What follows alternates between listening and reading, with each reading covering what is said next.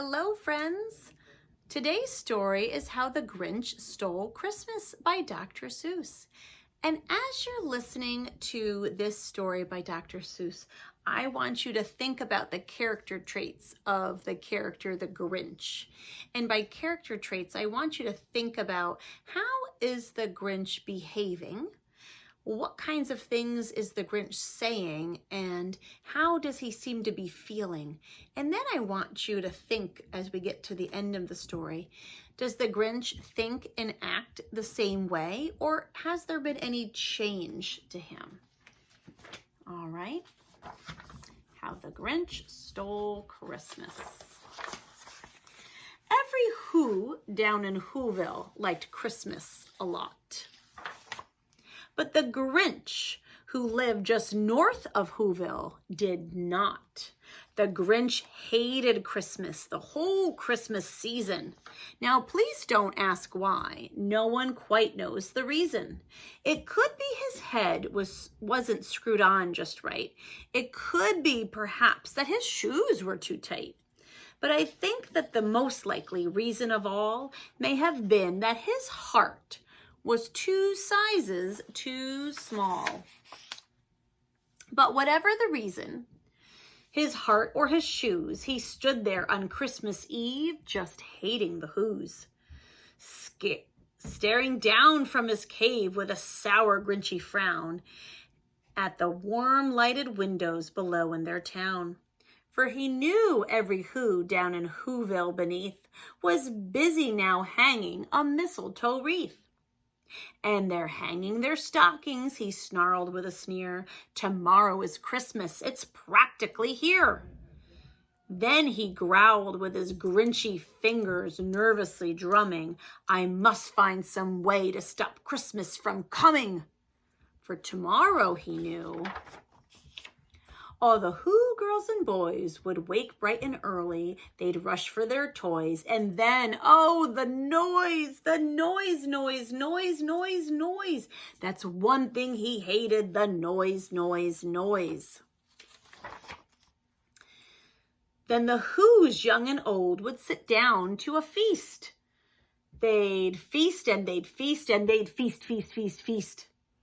They would feast on Who pudding and rare Who roast beef, which was something the Grinch couldn't stand in the least. And then they'd do something he liked least of all. Every Who down in Whoville, the tall and the small, would stand close together with Christmas bells ringing. They'd stand hand in hand, and the Whos would start singing. They'd sing and they'd sing and they'd sing. And the more the Grinch thought of this Who Christmas sing, the more the Grinch stopped. I must stop this whole thing. Why, for 53 years I've put up with this now. I must stop Christmas from coming. But how? How is the Grinch feeling? How is he acting? Then he got an idea. An awful idea. The Grinch got a wonderful, awful idea. I know just what to do, the Grinch laughed in his throat, and he made a quick Santa Claus hat and a coat, and he chuckled and clucked, what a great Grinchy trick. With this coat and this hat, I look just like Saint Nick. All I need is a reindeer. The Grinch looked around. But since reindeer are scarce, there was none to be found. Did that stop the old Grinch? No, the Grinch simply said, if I can't find a reindeer, I'll make one instead. So he called his dog Max, and then took some red thread, and he tied a big horn on top of Max's head. Then he loaded some bags and some empty old sacks. Oh, the ramshackle sleigh, on the ramshackle sleigh, and he hitched up old Max. Then the Grinch said, get up! And the sleigh started down towards the homes where the Whos lay a snooze in their town. All their windows were dark, quiet snow filled the air. All the Whos were all dreaming sweet dreams without care. Then he came to the first little house on the square. "This is stop number 1, the old Grinchy Claus hissed, and he climbed down the roof, empty bags in his fist. Then he slid down the chimney, a rather tight pinch, but if Santa could do it, then so could the Grinch. He got stuck only once, for a moment or two. Then he stuck his head out of the fireplace flue, where the little Who's stockings all hung in a row. "These stockings," grinned the Grinch, "are the first thing to go." Then he slithered and slunk with a most smile unpleasant, and the whole room he looked around and took every present. Pop guns and bicycles, roller skates, drums, checkerboards, tricycles, popcorn, and plums. He stuffed them in bags. Then the Grinch very nimbly stuffed all the bags, one by one, up the chimbley. Then he slunk to the icebox. He took the Who's feast. He took the Who pudding. He took the roast beast. He cleaned out that icebox as quick as a flash. Why, that Grinch even took their last can of Who hash. Then he stuffed all the food up the chimney with glee. "And now," said the Grinch, "I will stuff up the tree." Oh, my word. And the Grinch grabbed the tree and he started to shove. And then he heard a small sound like the coo of a dove. He turned around fast. He saw a small Who, little Cindy Lou who was not more than 2. The Grinch had been caught by this tiny Who daughter, who got out of bed for a cup of cold water. She stared at the Grinch and said, "Santa Claus, why are you taking our Christmas tree? Why?" But you know that old Grinch was so smart and so slick, he thought up a lie, and he thought it up quick. "Why, my sweet little tot," the fake Santa Claus lied, "there's a light on this tree that won't light on one side, so I'm taking it home to my workshop, my dear. I'll fix it up there, and I'll bring it back here." And this fib fooled the child. So he patted her head, and he got her a drink, and he sent her to bed. And when Cindy Lou Who went to bed with her cup, he went to the chimney and stuffed the tree up. Then the last thing he took was the log for their fire.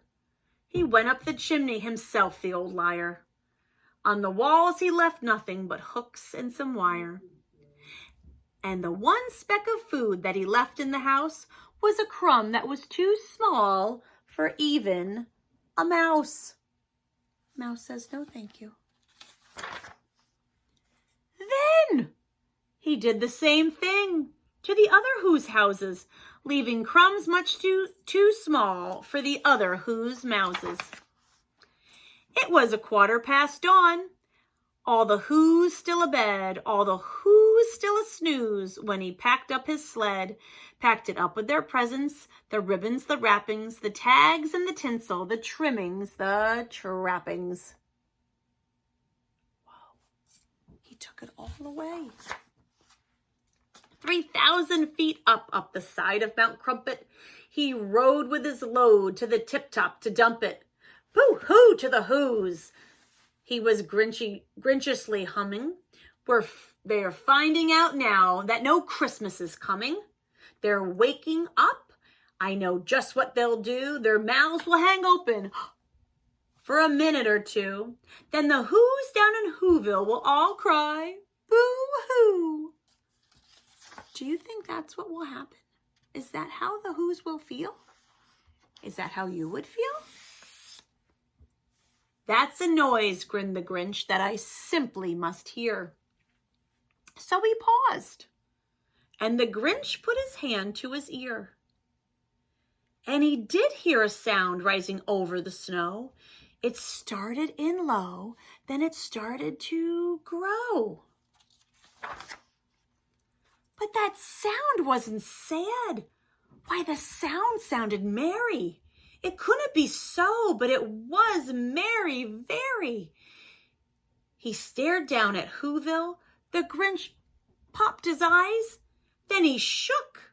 What he saw was a shocking surprise. Why, every Who down in Whoville, the tall and the small, was singing without any presents at all. He hadn't stopped Christmas from coming. It came. Somehow or other, it came just the same. And the Grinch, with his Grinch feet ice cold in the snow, stood puzzling and puzzling. How could this be so? It came without ribbons. It came without tags. It came without packages, boxes, or bags. And he puzzled 3 hours till his puzzler was sore. Then the Grinch thought of something he hadn't before. Maybe Christmas, he thought, doesn't come from a store. Maybe Christmas, perhaps, means a little bit more. What do you think, friends? Can Christmas only come from a store? And what happened then? Well, in Whoville, they say, the Grinch's small heart grew 3 sizes that day. And the minute his heart didn't feel quite so tight, he whizzed with his load through the bright morning light. And he brought back the toys and the food for the feast. And he himself, the Grinch, carved the roast beast. Now, I want you to think, friends, how was the Grinch acting in the beginning of the story? How would you describe his character? Remember, character is what you are and what you do, what you say and what you do. So how was he behaving at the beginning of the story? And how was he behaving at the end of the story? Was there a change in how the Grinch was acting, in what he was doing and saying, even when no one was looking? Tell your grown-up, tell a friend how you think the Grinch acted in the beginning of the story and how he acted at the end of the story. All right? Thanks for reading with me. I'll see you on the next book.